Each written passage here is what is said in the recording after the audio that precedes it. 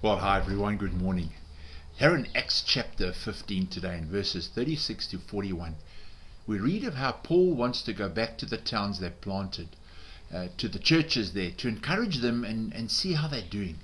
And when Barnabas suggests that they take John Mark with them, Paul's like, no ways, this laddie abandoned us on our last mission trip, doesn't have it in him. But Barnabas disagrees. The result is that Paul takes Silas and goes on his way, and Barnabas takes John Mark and goes a separate way. However, this dust-up between Barnabas and Paul doesn't distract them from their mission to preach the gospel. Their disagreement was just that, a disagreement. And rather than let it affect their mission of preaching the gospel, they agree to disagree and continue to do what God had called them to do. You know, sometimes disagreements with other believers can stall or derail our mission, but we shouldn't let that happen. We should agree to disagree and continue to move on with what God has called us to do. Either way, Luke doesn't write this account in such a way that puts Paul in the right or Barnabas the wrong or vice versa. They make a mutual decision to split ways because neither could agree with the other.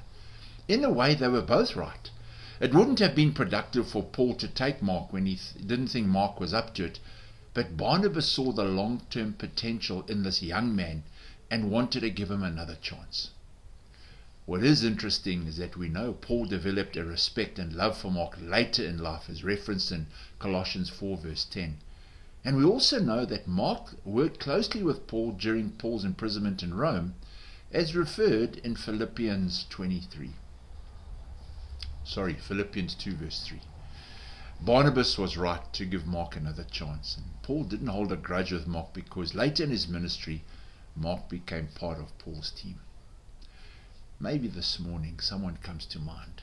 Someone you know that needs a second chance. Or maybe someone you know that once disappointed you, but can now be trusted to help you. Amen?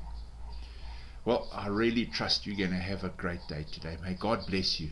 And I look forward to speaking to you again tomorrow morning.